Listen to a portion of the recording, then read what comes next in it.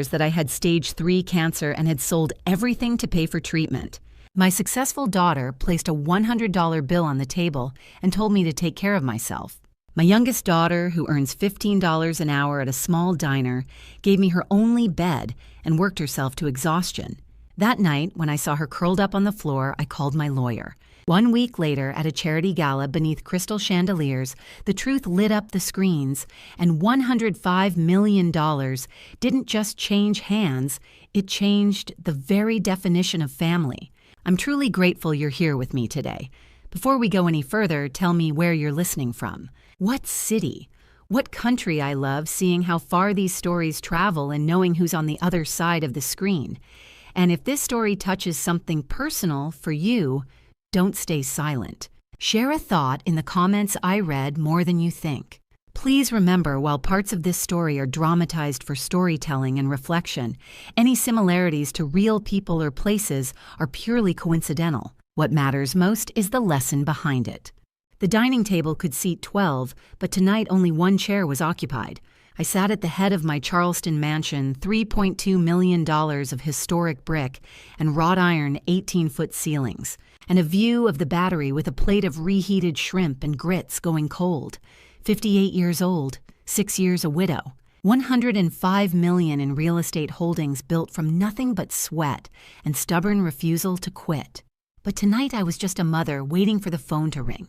It did at 7:43 p.m. Mom, I need to talk to you. Not how are you? Not I miss you. Just straight to business.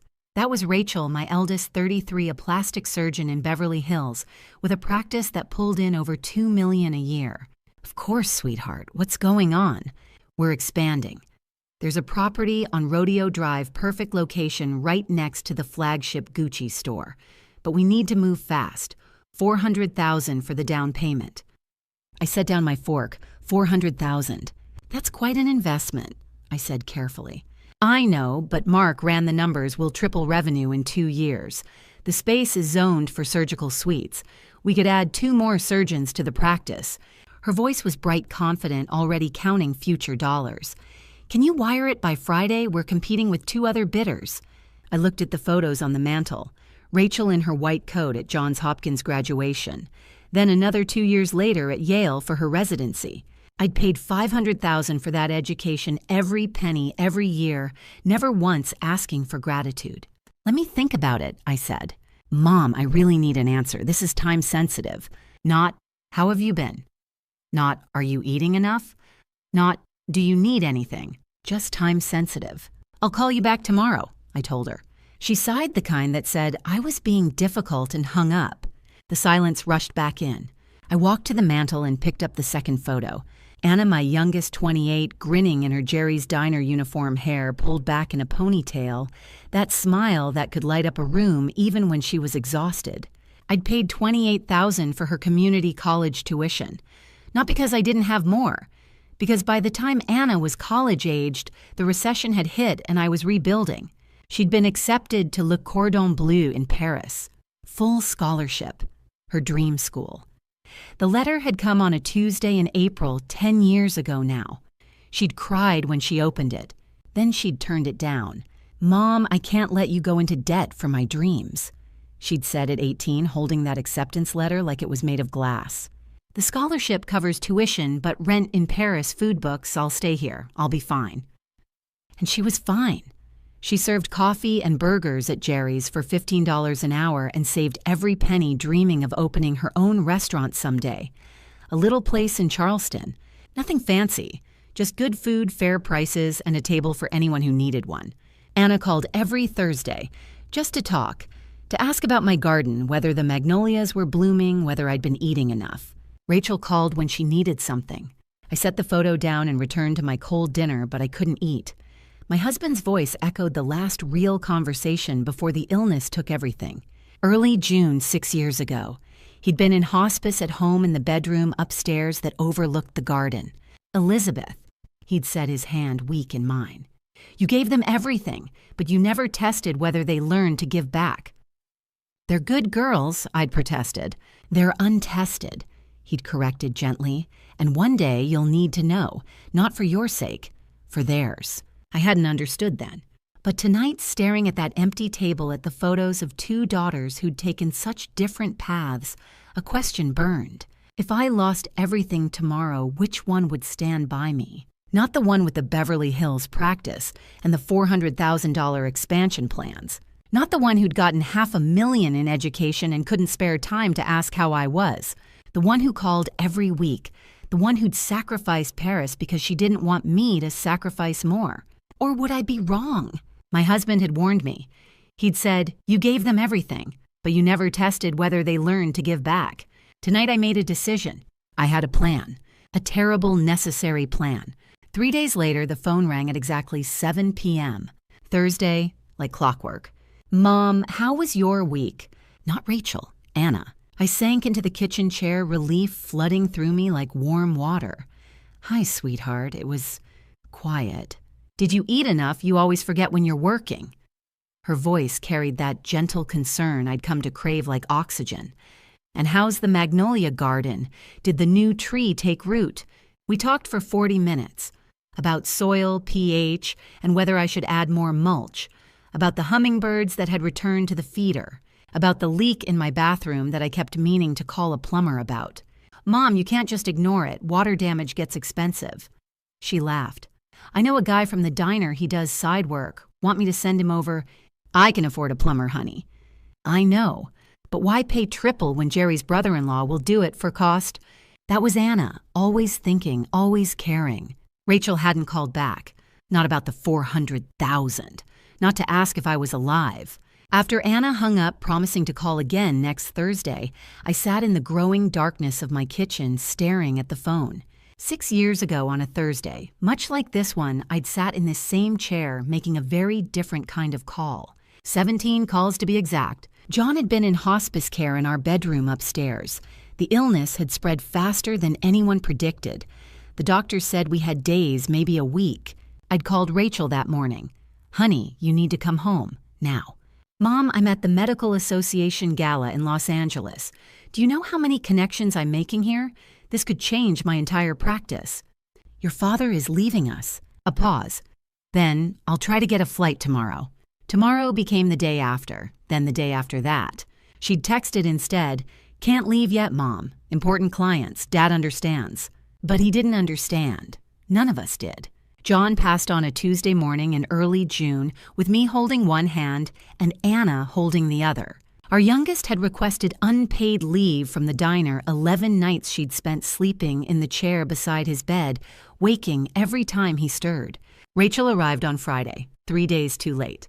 She'd cried at the funeral, real tears, but they couldn't undo her absence. The night before John passed, when he could still speak, he'd called Anna close.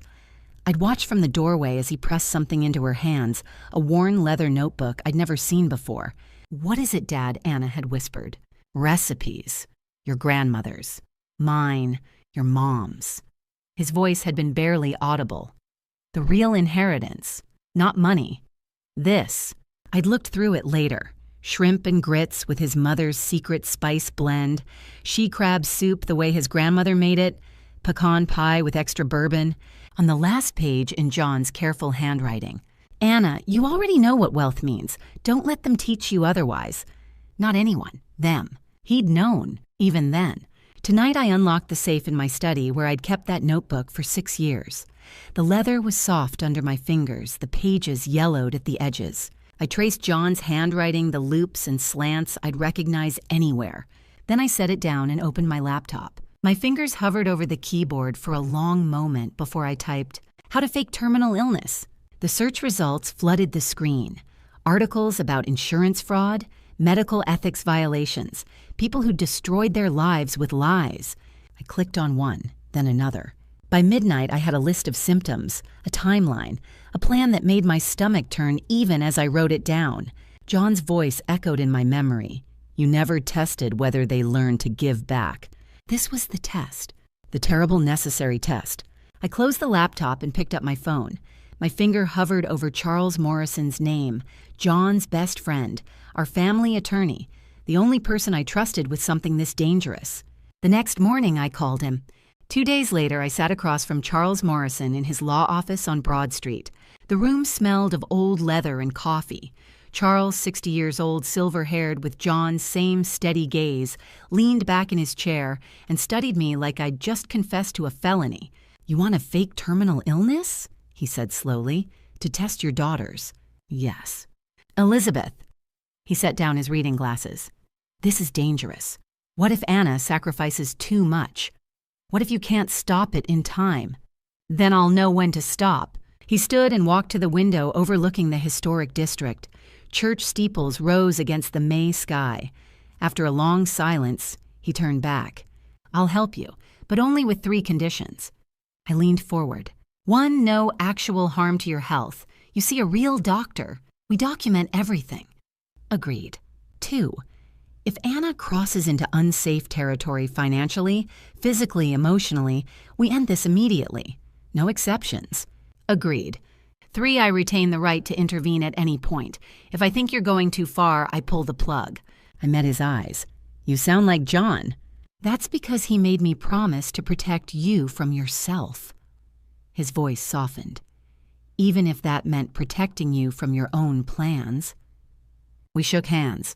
Over the next 8 days, Charles and I built my new identity. Not Elizabeth Hayes, real estate mogul, but Elizabeth Hayes, desperate woman with nothing left to lose. Day 1. Charles arranged an appointment with Dr. Richard Morrison, an oncologist and old friend. I went in for a real examination, real CT scan, real tests. The diagnosis came back benign ovarian cyst. Harmless, treatable. The bills, however, were real. $2,145 for imaging, $3,890 for labs, $2,330 for consultations. Total $8,365. Charles altered the diagnostic report, changed benign cyst to stage 3 ovarian malignancy. I stared at the falsified document. "This feels wrong." "It should," Charles said quietly. "But if you're going to do this, do it right. Half-truths won't test anything." Days 2 through 4, I went to Goodwill on King Street and bought a wardrobe of worn clothes. Faded jeans with frayed hems, oversized sweaters with pulled threads, shoes with cracked soles. The cashier rang up my purchases, $47 total. I paid cash and wondered if Anna had ever shopped here. Day 5, I cut my hair short at a budget salon. Not the elegant bob I'd worn for years, but a choppy, uneven style that looked like I'd done it myself. "Rough week," the stylist asked sympathetically. "You could say that." Days 6 and 7. Makeup lessons in reverse. I learned to make my skin look sallow, to hollow my cheeks with shadow, to create the appearance of someone losing a battle. Day 8. Charles presented me with foreclosure documents, fake but disturbingly authentic. Notices stating that 12 of my properties were being seized to cover medical expenses. "Where did you get these?" I asked. "You don't want to know." He wasn't wrong. On the morning of May 20th, I stood before my bedroom mirror. The woman staring back wasn't me. Thin hair, pale skin, clothes that hung loose on a frame that hadn't actually lost weight but looked like it had. Eyes that carried a fear I didn't have to fake because I was terrified of what I was about to do. I picked up my phone and took a photo, sent it to Charles with 2 words, "I'm ready." His response came immediately. "God help us both." I packed a small bag. Not the designer luggage I usually traveled with, but a battered duffel I'd bought at the thrift store. Inside the fake medical documents, the foreclosure notices, 1 change of clothes, and John's notebook. I couldn't leave that behind. On May 21st, I boarded a plane to Los Angeles. I was going to see my daughter, the plastic surgeon who'd spent her life fixing faces, making people beautiful for a price. Let's see if she could fix this. The heat hit me the moment I stepped off the plane at LAX. Dry California heat that made my thrift store clothes cling to my back. I adjusted my worn duffel bag and headed for ground transportation. No taxi. I took the Metro bus, $1.75 toward Beverly Hills. The bus was half empty. I sat beside a man who carried everything he owned in 2 plastic bags. "Visiting someone?" he asked. "My daughter." His weathered face softened. "That's nice. My daughter's a lawyer in New York, big firm." He stared out the window. "Haven't heard from her in 6 years. My chest tightened. "I'm sorry." "Don't be. Successful people don't have time for this." He gestured at himself. I reached over and squeezed his hand. His fingers trembled slightly. "I'm Louise," she said. "Elizabeth." When I got off at my stop, he nodded. I nodded back. I wondered if Rachel would see her future in his eyes the way I'd seen mine. Beverly Hills was everything I'd imagined. Clean sidewalks, palm trees, cars worth more than houses. Rachel's office stood on Rodeo Drive, a 14-story glass tower. The sign read, Dr. Rachel Hayes, MD Aesthetic and Reconstructive Surgery. I positioned myself across the street and watched through floor-to-ceiling windows. White marble lobby, crystal chandeliers, 4 receptionists in black Armani suits, clients in Chanel and Rolex watches moving through like they owned the world. A price board caught my eye. Facelift, $35,000. Rhinoplasty, $18,000. Lip enhancement, $2,500. I touched the fake medical bills in my bag. $8,365. Rachel charged more for lip filler than my entire fabricated crisis. At 5:30, she emerged. 33 years old. Expensive blonde hair. Valentino dress I'd seen in magazines, $6,800. Red-soled Louboutin heels clicking against marble. She smiled at a client practiced professional, but her eyes were cold. I watched her glide through that space like royalty, touching shoulders, laughing, promising transformations. When had my little girl, the one who made mud pies in our Charleston garden, become this? By 7 p.m., the receptionists had left. The clients trickled away. Only the 14th floor remained lit. Rachel stepped outside alone. She pulled out a cigarette, a habit I didn't know she had, and lit it with a gold lighter leaning against the building. I stepped from the shadows. She didn't notice at first, too focused on her phone. Then I moved into the entrance light. She looked up. For 3 seconds, nothing. Her eyes passed over me like I was invisible. Then they snapped back. Her mouth opened. The cigarette fell. Mom. Disbelief, horror, maybe shame. I stood there in my Goodwill clothes, choppy hair, hollow cheeks. Everything I'd built for this moment. "Hi, sweetheart." She stared at my face, my clothes, the duffel bag. "What are you doing here?" I stepped forward. "I need to talk to you." She glanced back at the building, her pristine world, then at me. "Mom, you look..." "Sick," I finished. "I am." Her face went pale. For a moment, just a flash, I saw something real. Fear, concern. Then it disappeared behind that professional mask. "Come inside," she said quietly, glancing around like she was checking if anyone saw us. "Not out here." She held the glass door open. I walked through, into her world of marble and crystal and $35,000 promises. This was it, the first test. The waiting room smelled like lavender and money. Rachel pulled me past the empty reception desk through a hallway lined with before and after photos into her private office. Not because she was worried about me, because she was worried someone might see me. She closed the door. The office was all glass and chrome. A leather chair behind her desk, $4,000 if it was a dime. Diplomas on the wall, Johns Hopkins. Yale. Awards I'd never heard her mention. "Sit," she said, gesturing to the chair across from her desk. I sat. She remained standing 6 feet away, arms crossed. "What happened?" Her voice was controlled, clinical. I told her the story Charles and I had prepared. "I was diagnosed 2 months ago, stage 3. I kept my voice steady. "The illness, it's advanced." Her face didn't change. "I started treatment. That's why my hair..." I touched my choppy cut. "The bills are already at $8,365. Still nothing. I had to sell the properties, all of them, to pay for an experimental therapy program in Atlanta, $127,000. I pulled the fake documents from my bag, spread them on her pristine desk. "I have nothing left, Rachel. I'm sleeping in my car." She glanced at the papers, didn't pick them up. "Why didn't you tell me sooner?" Not "are you okay?" Not "how can I help?" Why didn't you tell me? Like this was an inconvenience I should have scheduled in advance. "I didn't want to burden you," I said quietly. "But I need help. Just $15,000. Alone. I'll pay you back when I sell the last property." 47 seconds of silence. I counted them. She walked to the window, looked out at Rodeo Drive below. The lights were coming on storefronts full of things nobody needed, but everyone wanted. Finally, she turned back. "Mom."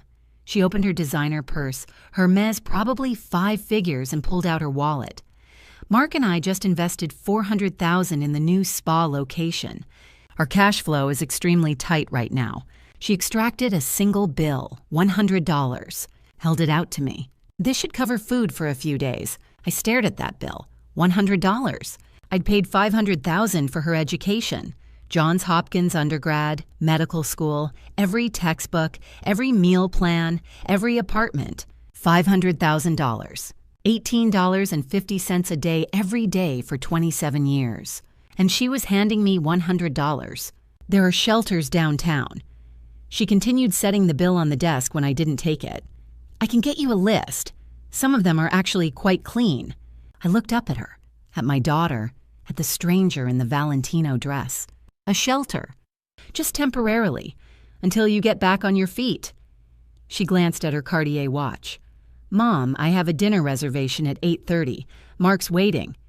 She stood smoothing her dress, came around the desk and kissed my cheek the same professional peck she probably gave clients. Take care of yourself. She paused at the door, and maybe consider cutting back on the treatment if it's too expensive. Quality of life, you know. Sometimes prolonging things just makes it worse. She said it like she was suggesting I skip dessert.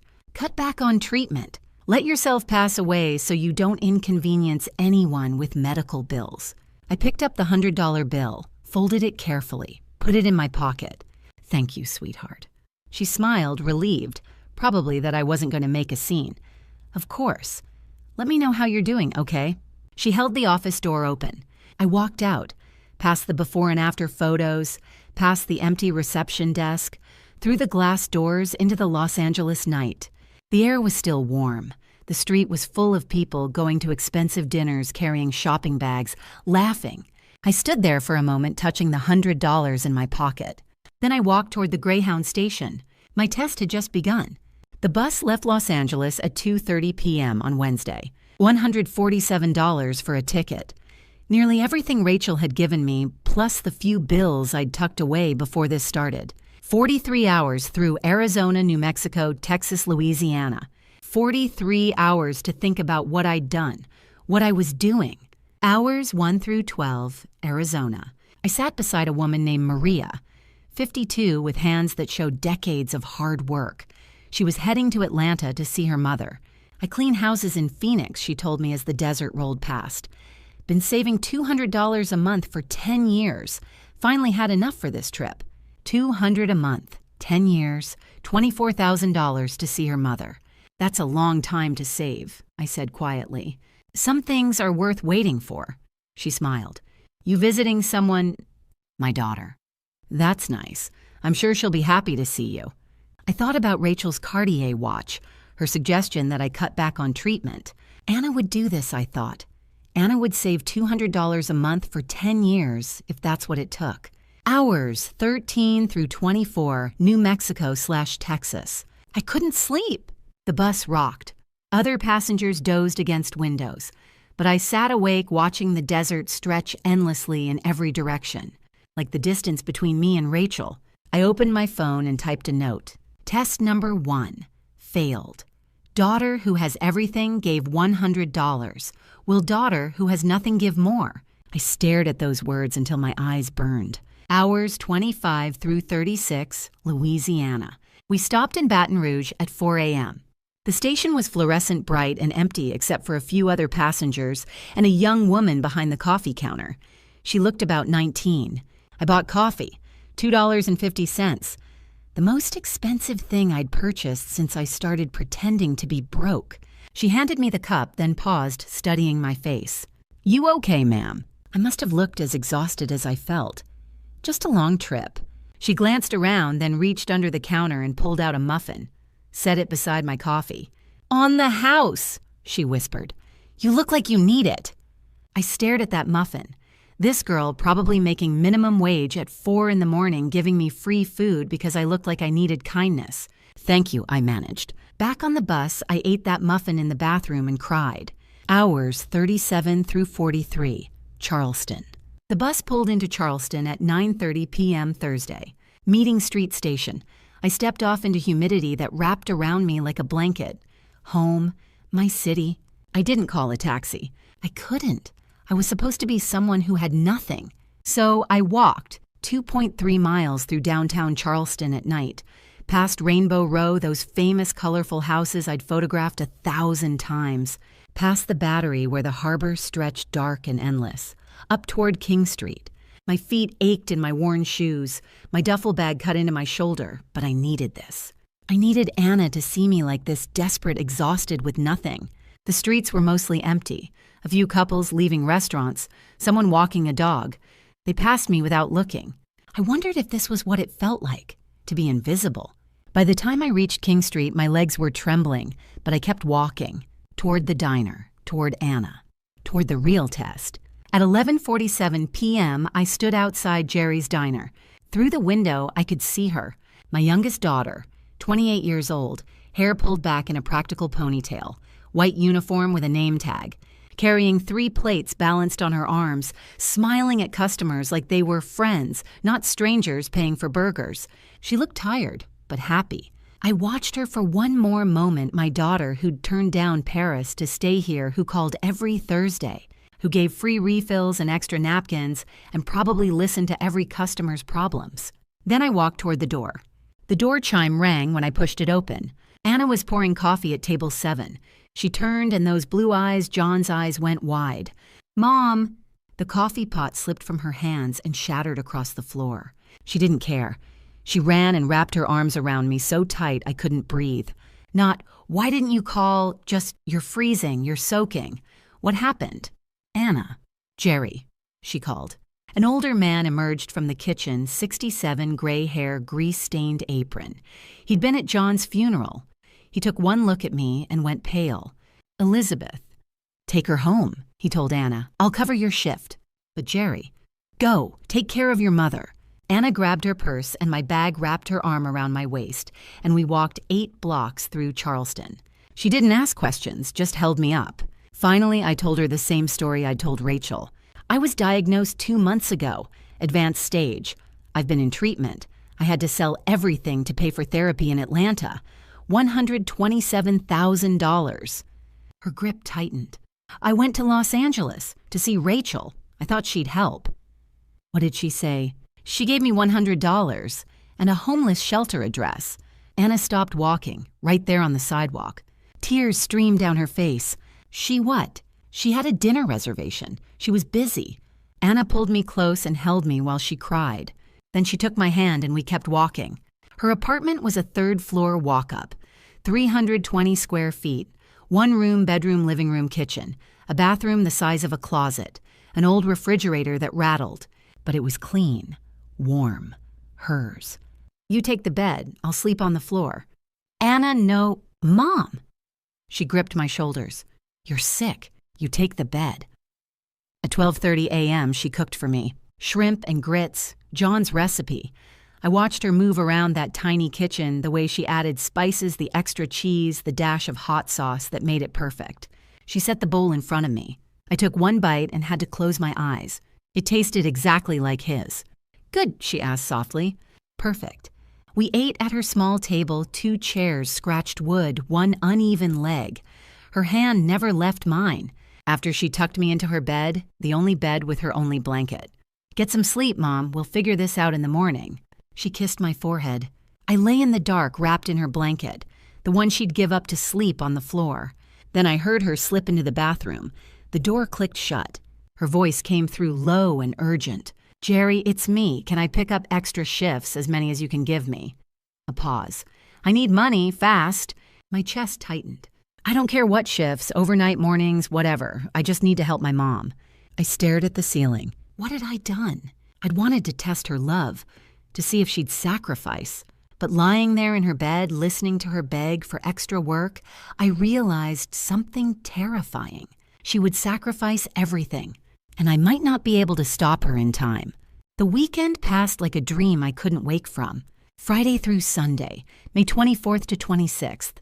3 days in Anna's 320-square-foot apartment while she worked morning shifts, 6 a.m. to 2 p.m., then came home to cook, to sit beside me, to tell stories about the diner and customers and her someday restaurant.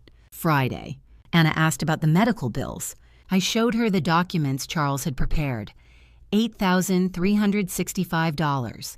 Diagnostic tests, consultations, treatment plans. She studied them for a long time. Her finger traced the numbers, the hospital names, the dates. She didn't say anything, just folded the papers carefully and handed them back. Saturday, she took me to a free clinic on Meeting Street. A volunteer doctor examined me, asked questions I'd rehearsed answers for, wrote a prescription for pain medication. Anna paid $15 from her own pocket money she probably needed for groceries. On the walk home, she asked, "Mom, how much do you need total for the treatment?" I kept my voice steady. $45,000 for the experimental program in Atlanta. It's my only real chance. She nodded, didn't flinch at the number, just nodded. Sunday. She made Sunday dinner. Fried chicken collard greens, cornbread, the meal her father used to make every week.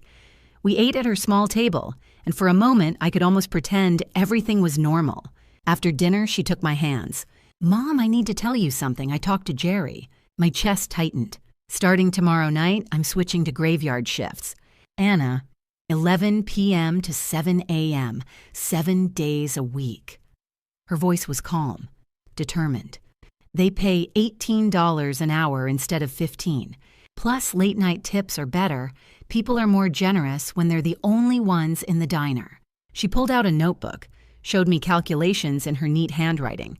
"In 6 weeks, I can save $4,000. It's not much, but it's a start. Then we figure out the rest." $4,000. 6 weeks of overnight shifts, 7 days a week. "No." I gripped her shoulders. "You'll destroy your health." She smiled. That smile. John's smile when he'd made up his mind about something and nothing could change it. "Mom, you gave me everything, literally everything. I can give up sleep for 6 weeks. Anna, please." "I already told Jerry yes, I start tomorrow night." I looked into her eyes, 28 years old, blue like her father's, full of nothing but pure love. No calculation, no hesitation, no doubt, just love. Inside my head, I was screaming, "Stop this now, call Charles, end it." But I needed to know, needed to see how far she would go, needed to understand what Rachel had refused to give. "You don't have to do this," I whispered. "Yes, I do." She squeezed my hands. "You do it for me. You have done it for me. My whole life." She stood and started clearing dishes. "Get some rest, Mom. I'm working the morning shift tomorrow, then I'll sleep in the afternoon before the overnight. We'll make this work." That night, Sunday night, I lay in her bed, the one she'd given up, and stared at the ceiling. Tomorrow she'd start. Graveyard shifts. 11 p.m. to 7 a.m. every single night. For me. For a lie. I couldn't sleep. Monday night, 11 o'clock, May 27th. I watched Anna leave the apartment in her Jerry's Diner uniform. She turned at the door, waved, smiled, but I saw the shadows already forming under her eyes. Week 1, May 27th through June 2nd. The first 2 nights she maintained a routine. Home at 7 a.m., sleep until 1 p.m., 5 hours. Wake to cook for me, she insisted on cooking, wouldn't let me touch the stove. Then back to sleep from 3 to 6 p.m., another 3 hours. 8 hours total. Not enough, but survivable. I watched her move through those days like she was walking underwater. Slower, heavier. Nights 3 and 4 the weekend, the diner was busier. She didn't get home until 8:15 a.m. I stayed awake listening for her key in the lock, terrified something had happened. When she finally came in, she'd collapse into bed without eating. 7 hours of sleep. She started forgetting things. Left the door unlocked twice. Couldn't remember if she'd taken her vitamins. Nights 5 through 7, she picked up breakfast shifts, just a few hours, 7 to 10 a.m. Some days she worked straight through 11 p.m. to 10 a.m., 11 hours on her feet. "The breakfast tips are good, Mom," she said, eyes half closed. "Every bit helps." 5 to 6 hours of sleep a day. I saw her hands shake when she poured my coffee. Week 2, June 3rd through June 9th. Night 8, I woke at 3 a.m. Her side of the floor she'd been sleeping on blankets beside the bed was empty. 4:30, the door finally opened. She had dark marks on her wrist, purple fingerprints. What happened? Customer got a little handsy, had too much to drink. She tried to smile. Jerry kicked him out. I'm fine. But when she tried to unlock the bathroom door, her hands shook so badly she dropped the key twice. Night 10. She came home at 7:45 and collapsed on the couch, fully dressed. I knelt beside her and carefully removed her shoes. Her feet were swollen to twice their normal size. Her white socks had dark red stains where blisters had burst and bled through. I carried those socks to the bathroom and cried where she wouldn't hear me. By nights 12 through 14, she'd lost 8 pounds. Her uniform hung loose. Her face looked more sunken than mine, and I was supposed to be terminally ill. But she still smiled every morning. Only 2 more weeks, Mom. We're halfway there. Sunday, June 9th. At 6 p.m., someone knocked. A man in his 40s stood there holding a grocery bag. Mrs. Hayes, I'm Pete. I'm a regular at Jerry's. He held out the bag. Inside eggs, milk, bread, chicken. Real food. I've known Anna 3 years. She serves breakfast to my kids every Sunday. Remembers their names? My daughter's allergic to strawberries. Anna always remembers, always checks before serving anything. His voice cracked. This week I watched her fall asleep standing up while pouring coffee. She caught herself before the pot dropped, smiled like nothing happened. He met my eyes. Ma'am, she's destroying herself. I don't know your situation, but please, whatever this is, make her stop. I took the groceries, thanked him. After he left, I sat on the floor holding that bag and cried for 40 minutes. A stranger had brought us food because he could see what I was doing to my daughter. That night, Anna came home at 8 a.m. How much have you saved? I asked. She smiled, exhausted, proud. $2,100, right on track. $2,100. 14 nights of graveyard shifts. Bruises, bleeding feet, 8 pounds gone.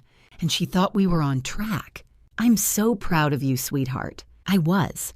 I was also destroying her. That night, Monday, June 10th, I lay in her bed staring at the ceiling. Something felt wrong. Deeply wrong. At 2:47 a.m., I made a decision. I had to see it for myself. I woke at 3 a.m. on Wednesday, June 12th. Anna had been at work for 4 hours. I pulled on my jacket and walked the 8 blocks to Jerry's diner. The streets were empty, silent except for my footsteps and the distant hum of late-night traffic. The air was thick with humidity, the kind that clings to your skin. At 3:24, I stood outside the back window, the one that looked out on the dumpsters and the employee break area. Inside, I could see her. Anna was wiping down tables, moving like a robot, mechanical, slow. 2 men sat in the corner booth, 40s maybe, loud. One of them banged his glass on the table. Hey, sweetheart, another round. Anna carried 2 beers over. The one in the red shirt grabbed her wrist as she set the bottles down, pulled her toward him. Come on, give us a smile. She tried to pull away. He held tighter. His friend laughed. Jerry was in the kitchen. Couldn't see. I pressed my hand against the window, ready to go inside. Anna yanked free, stepped back, said something I couldn't hear. The man let go, still laughing. She walked away, rubbing her wrist. At 3:47, the back door opened. Anna stepped out, carrying a trash bag. She saw me. Her eyes went wide. Mom, what are you doing here? I couldn't sleep. I wanted to see you. She set down the bag and came over, glancing back at the diner. Mom, you shouldn't be walking around alone at this hour. Under the dim security light, I saw everything. Fresh bruises on her arm, purple fingerprints where that man had grabbed her, a small cut on her finger from a knife slipping while slicing lemons, probably. Red-rimmed eyes. She hadn't slept in 48 hours straight. She was trembling, not from cold, from exhaustion. I pulled her into my arms right there among the dumpsters at 3:52 in the morning. Mom, I'm okay, really, only 3 more weeks. I've already saved $2,100. By mid-July, I'll have $4,000. Then we figure out the rest. She pulled back her eyes bright with plans. I can pick up dishwashing shifts at the Ordinary, that restaurant downtown. They pay $20 an hour. Or, she swallowed. I can sell my car. It's worth $8,000. That's $12,000 total. I put my hand over her mouth. No. But Mom, no more. Tears filled her eyes. But you'll pass away.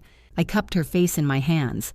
I would rather lose myself than watch you destroy yourself for me. Mom, please, Anna, no more. She broke down. Right there by the dumpsters, she sobbed into my shoulder while I held her. After a moment, I walked her back inside, found Jerry in the kitchen. "She's sick, I'm taking her home." He took one look at her face and nodded. "Go, I'll handle it." We walked the 8 blocks back to her apartment. She leaned on me the whole way. At 4 a.m., I tucked her into bed, her bed, the one she'd given up for me. "Sleep, sweetheart, everything's going to be okay." "Promise." "I promise." Within minutes, she was asleep. The kind of sleep that looks like passing out. Deep. Desperate. I sat on the floor beside the bed and watched her breathe. Then I pulled out my phone. 4:17 a.m. I texted Charles 4 words. "It's time. End this." The next morning, I woke Anna at 2 p.m. She'd slept nearly 10 hours, the first real sleep she'd had in 2 weeks. When she opened her eyes, I was sitting beside the bed with tea. "Mom, what?" "I'm feeling better," I said. "Much better. I think the rest helped." I touched her hand. "You don't need to work graveyard shifts anymore." "But Mom, please, you've done enough." She argued. Of course she did. But I held firm, and finally she agreed to return to morning shifts. "I'll still save money," she insisted. "We'll figure it out." I nodded, let her believe that. Because in 3 days, everything would change. June 12th through 14th. Preparation. I texted Charles June 15th, Spoleto Legacy Gala, make it public. His response came quickly. "Are you certain this will destroy Rachel's career?" I typed back, "She destroyed it herself when she handed me $100. Friday, June 13th. Charles worked fast. Legal documents, the full estate breakdown, $105 million. Distribution plans, video footage. Jerry had agreed to provide clips from the diner's security cameras. Anna during graveyard shifts, the bruises, the moment she nearly collapsed against the walk-in refrigerator, an invitation for Rachel VIP tickets to the Spoleto Legacy Gala, $500 each. Charity event, honoring Charleston philanthropists. Your attendance is requested. She'd come. I knew she would. Rachel never missed an opportunity to be seen. Saturday, June 14th. I went to Jasmine's salon on King Street. "Make me look like myself again," I told the stylist. She cut away the choppy, uneven style, shaped it into something elegant. $150. Charles paid. Professional makeup. Not the hollow, sallow look I'd been wearing, but color. Life. And a dress Oscar de la Renta, $2,800, borrowed from a friend I hadn't spoken to in years. Navy blue. Simple. Powerful. When I looked in the mirror, CEO Elizabeth Hayes looked back. Anna came home from her morning shift and stopped in the doorway.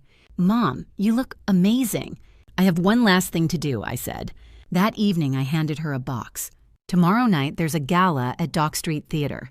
I need you to come with me." "But I don't have a dress." I gestured to the box. She opened it slowly. Inside, a navy dress. Simple, elegant. $120. Charles had picked it out. Anna's eyes filled with tears. "Mom, this is too much." "You deserve it." She held the dress against herself, looking in the small mirror by the door. "Why are we going to a gala?" "You'll see." That night, I sat at Anna's small table with my laptop and wrote, 4 parts, 4 truths. Part 1, I faked terminal illness. Part 2, I tested my daughters. Part 3, the truth about John's passing, how Rachel missed his final days, how Anna stayed. Part 4, the will, the estate, the consequences. I wrote and rewrote until the words were exactly right, until they would cut the way they needed to. Sunday, June 15th, 7 p.m. Anna and I stood outside Dock Street Theater. The historic building glowed with lights. Luxury cars lined the street, women in gowns, men in tuxedos. Charleston's elite. Through the tall windows, I could see them inside. Politicians, doctors, lawyers, the people who ran this city. And Rachel. She'd flown in from Los Angeles. I'd seen her arrival on the guest list Charles sent me. She hadn't called, hadn't texted. Not once since the day she'd handed me $100 and suggested a homeless shelter. "Mom." Anna touched my arm. "Are you ready?" I looked at my youngest daughter in her navy dress. At the girl who'd given up Paris, who'd worked herself to breaking, who'd offered to sell her car. Then I looked through those windows at my eldest daughter, at the woman in designer clothes who'd given me pocket change. "Yes," I said, "I'm ready." Tonight, Rachel would learn what that $100 truly cost. If you're still here with me, comment 11 below so I know you're walking this journey all the way to the end. And let me ask you something. If you were in my place, what would you do? Would you expose the truth in front of everyone? Or would you protect your family's name and stay silent? Tell me your choice in the comments, because what happens next will change everything. And before we move forward, please note that parts of the upcoming story include dramatized elements created for reflection and storytelling. If this style isn't for you, you're free to stop here. The room fell silent when my face appeared on the screens. 400 guests in evening gowns and tuxedos looked up from their champagne glasses. The ballroom of Dock Street Theater glittered with crystal chandeliers and gold trim. Politicians sat beside doctors. Lawyers chatted with real estate moguls. Charleston's elite gathered for the Spoleto Legacy Gala. And Rachel, front row VIP table, wearing an Eli Saab gown that cost $12,000, her hair perfectly styled, her makeup flawless. I stood on stage with a microphone in my trembling hand. Good evening, Charleston. My name is Elizabeth Hayes. Some of you know me as the founder of Hayes Properties. I paused, letting the name register. Tonight, I'm here as a mother. Confused glances, polite attention. 6 weeks ago, I did something terrible. My voice echoed through the sound system.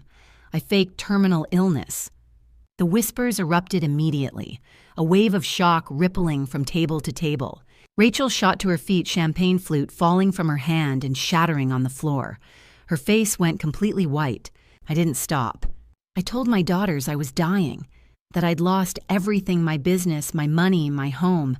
I wanted to see who would stand by me when I had nothing left. I nodded toward Charles at the back of the room. The first video began playing on the massive screens flanking the stage.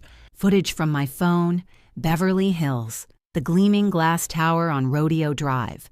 My voice narrated, I traveled to Los Angeles to see my eldest daughter. She's a plastic surgeon, very successful. I told her I needed help. The video showed Rachel's waiting room, the marble floors, the crystal chandelier, the price list visible on the wall. She gave me $100. My voice was steady. And the address of a homeless shelter. Gasps throughout the room. Someone whispered, "Oh my God." The second video started. Security footage from Jerry's Diner. Black and white, grainy, but clear enough. The timestamp read, May 27th, 3:15 a.m.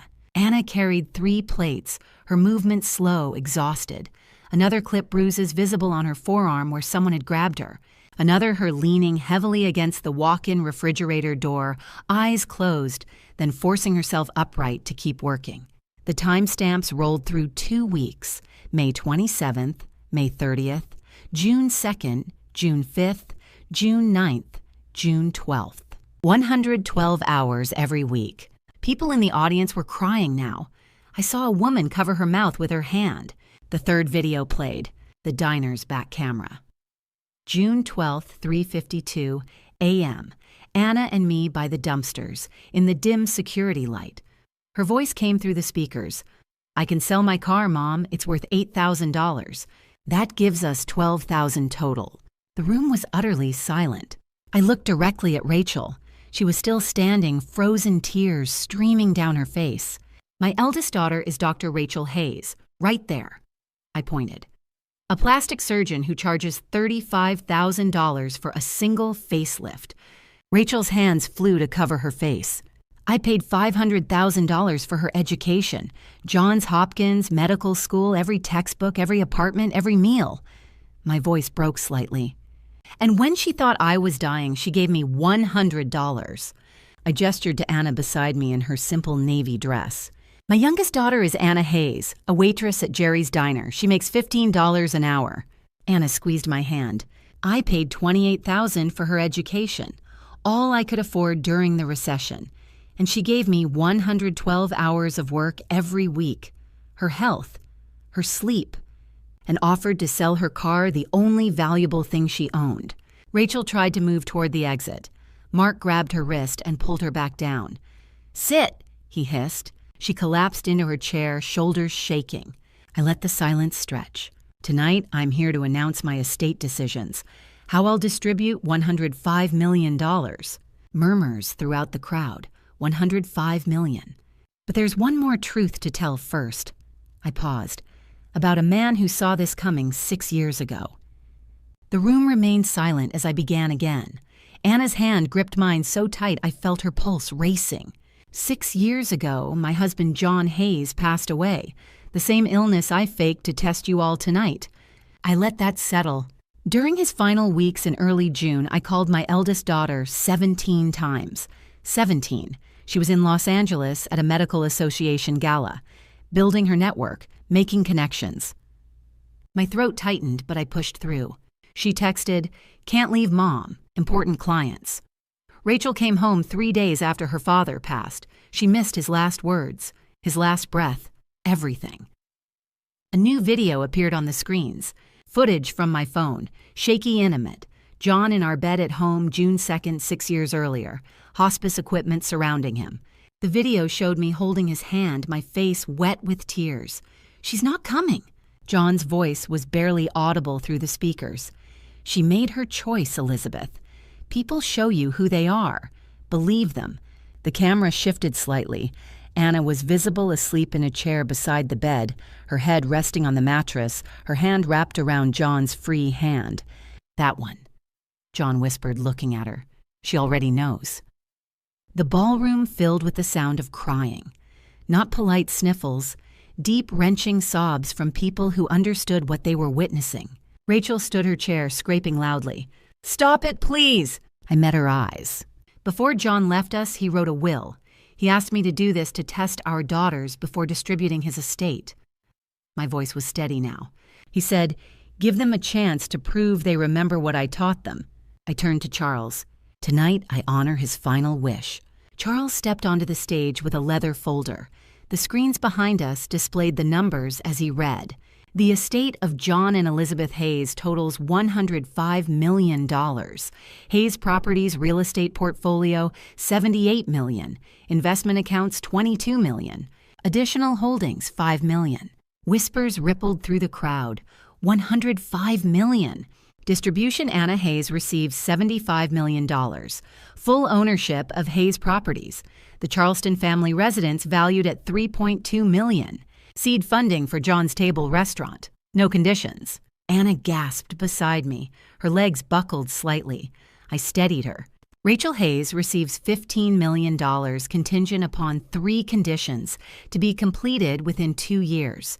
200 hours of community service at medical clinics and homeless shelters. 1 year of family therapy. A written apology to Anna Hayes read publicly. Failure to meet these terms results in the $15 million being donated to Charleston Free Clinic. Rachel's face was buried in her hands now. Her shoulders shook violently.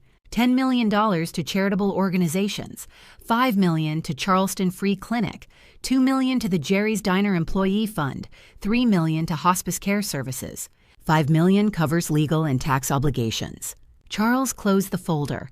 The numbers glowed on the screens behind us. $75 million to the daughter who gave everything. $15 million to the daughter who gave $100. The silence was deafening. Then Anna released my hand. She walked down the stage steps through the crowd of stunned faces, past the tables of Charleston's elite in their $1,000 gowns and designer suits. She stopped in front of Rachel. Rachel looked up. Her makeup destroyed her $12,000 dress, wrinkled from clutching it. "Anna, Anna pulled her into an embrace. "I forgive you." The microphone picked up the whisper. It echoed through the ballroom. Rachel collapsed against her younger sister, sobbing. "I don't deserve it. I don't deserve any of this." Anna held her tighter. That's why it's called grace. 3 months later, I stood in Anna's new kitchen. Not the 320-square-foot studio where she'd given up her bed and worked herself to exhaustion. A 2-story townhouse in south of Broad purchased with her inheritance, with marble counters, a 6-burner stove, and windows overlooking a small garden where magnolias bloomed. September. The air carried the salt smell of Charleston Harbor mixed with the scent of simmering stock. Anna stirred a pot of shrimp and grits, adjusting John's recipe with the confidence of someone who'd finally found her calling. Beside her sat the leather notebook pages marked with additions in her own handwriting. The 3 months since the gala had transformed everything. In July, Anna had walked into Jerry's diner for the last time as an employee. Jerry had hugged her so tight she couldn't breathe, tears streaming down his weathered face. "You deserve this, baby girl. Your daddy would be so proud." The $2 million employee fund had changed Jerry's life, too. He'd renovated the diner, extended hours to 24/7, and raised every worker's wage by $3 an hour. Last week, he'd told me he was hiring 4 new servers. By August, Anna had enrolled in Le Cordon Bleu's online program and started classes at Charleston Culinary Institute. She'd tested 47 recipes from John's notebook, tweaking spices and techniques until each dish told a story. September brought John's table. 75 seats on King Street, exposed brick walls lined with framed pages from John's notebook. Southern comfort food priced from $12 to $28. Opening night had drawn a 3-hour wait and sold every plate. I'd watched Anna move through that dining room like she was born to it. Rachel's transformation had been harder, more painful. The video reached 8.3 million views within a week. Headlines screamed, "Plastic surgeon gave desperate mother $100. Her Beverly Hills practice hemorrhage client 70% gone in 10 days. The California Medical Board launched an ethics investigation. They found no grounds for license revocation. She hadn't violated medical protocols, but her reputation was ashes. By late July, she'd closed Beverly Hills. Mark had packed their apartment without complaint. "We'll rebuild," he'd said simply, "together." Rachel opened a small practice in Charleston, reconstructive surgery for burn survivors, accident victims, people who needed healing more than beauty. She reserved 40% of her schedule for pro bono work. Every Saturday, she spent 8 hours at Charleston Free Clinic, suturing lacerations, removing suspicious moles, holding the hands of patients who couldn't afford care elsewhere. She'd logged 80 hours toward her required 200. Tonight was September 15th, our first real family dinner since everything changed. Anna's dining table seated 8, though only 4 chairs were filled. Handmade walnut still smelling faintly of wood polish. Me at one end. Anna and Rachel on opposite sides. Mark beside Rachel. The meal was pure John. Shrimp and grits with his secret spice blend. She crab soup rich with cream. Pecan pie cooling on the windowsill. After we ate, Rachel stood. Her hands trembled as she unfolded a piece of paper, the required apology letter. "Anna," her voice cracked. "I'm sorry I let success make me forget what Dad taught us. I'm sorry I measured wealth in dollars instead of sacrifice." Tears spilled over. "I'm sorry I gave Mom $100 when you gave her everything." She looked up, mascara running. "I don't deserve your forgiveness, but I'll spend my life earning it." Anna rose and took her sister's hands. "We're family. That's what matters." They embraced. Mark wiped his eyes. I couldn't speak through the lump in my throat. Afterward, we moved to the porch. The sun was setting over Charleston Harbor, painting the water in golds and pinks. Rachel leaned her head on Anna's shoulder. Anna rested against her. 2 sisters who'd been continents apart now breathing in sync. I remembered John's words from 6 years ago. They'll find their way back. It'll hurt, but they'll heal. He'd been right. We were becoming a family again. Not what we'd been before. Something rebuilt from broken pieces. But family nonetheless. June 8th, 1 year since the gala. The anniversary of the day we lost him. 7 years now. We stood together at Magnolia Cemetery under a sky so blue it hurt to look at. The 3 of us, me, Anna, Rachel, holding white magnolias, the kind John always brought home on Fridays. The kind that bloomed in our backyard every spring. The kind that now grew outside every location of John's table. Anna placed hers first. Her hands were steadier than they'd been a year ago. Steadier than they'd been that night. She came home at 4:30 in the morning with bruises on her wrists and blood on her socks. Steadier than the night she offered to sell her car, her only asset worth $8,000 to save a mother who was lying to her. She cleared her throat. "Dad, I wanted to tell you about the restaurants." Her voice was quiet but strong. John's table has 2 locations now. Charleston on King Street, Savannah on River Street. 45 employees total. Most of them are single parents. Some are veterans. A few were homeless before we hired them. We made $1.8 million this year, but that's not the number that matters. She paused, wiping her eyes. The number that matters is this. We've served 38,000 meals on Pay What You Can Sundays. 38,000 times someone sat at a table and didn't have to choose between dignity and hunger. That's what you taught me, Dad. That's what I'm building. She smiled through her tears. And tonight we're heading to Columbia. Location number 3 opens this fall. Rachel stepped forward next. She placed her magnolias beside Anna's. Her hands shook slightly. She'd lost weight this past year. Not from stress, but from work, physical, exhausting, meaningful work.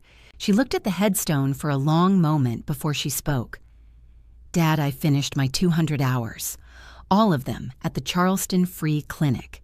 I met a man there last month. 63 years old. Homeless for 20 years. He had scars all over his face from a fire. 3rd-degree burns. He told me he stopped looking in mirrors 15 years ago. Her voice cracked.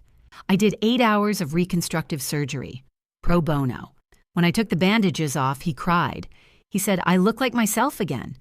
And I finally understood what you meant when you said healing isn't just about medicine. It's about seeing people. I placed my magnolias last, white petals against gray stone. I didn't have a speech prepared. I just had the truth. John, you were right about everything.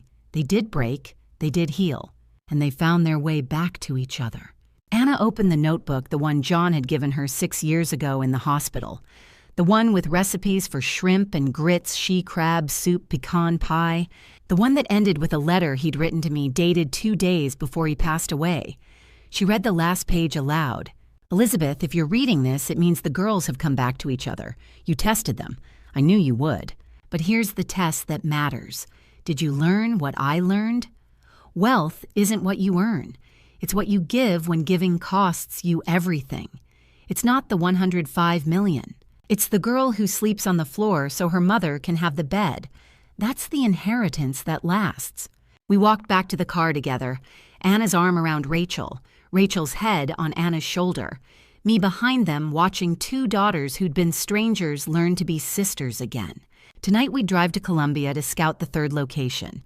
Tomorrow we'd start building something new. And every day after that, we'd prove John right one more time. She was right.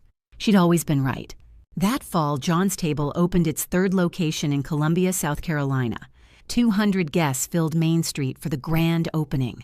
Local press, food critics, politicians, and us, the family who'd built this from love and broken pieces. 1 year since the gala. 3 restaurants now. Charleston's King Street, where it all started. Savannah's River Street, overlooking the water. And now Columbia's Main Street in the heart of South Carolina's capital. 62 employees across 3 locations. 40% were single parents, veterans, people rebuilding after homelessness. Anna had insisted on it. Dad would have, she'd said simply. Each location ran the same special programs Anna had designed.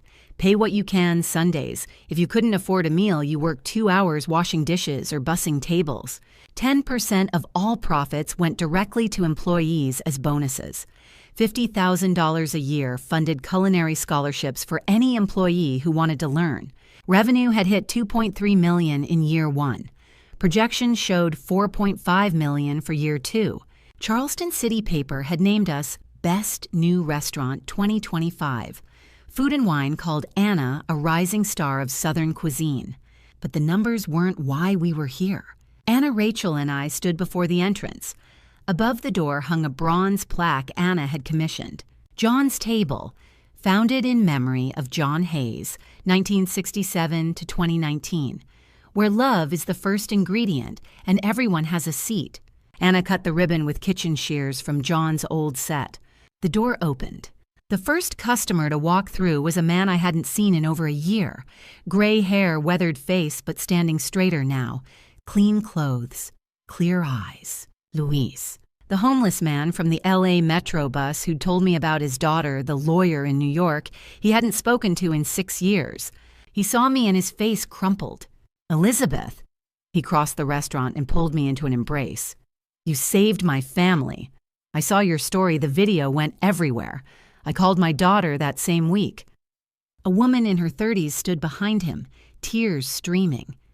"I'm Rosa, Luisa's daughter.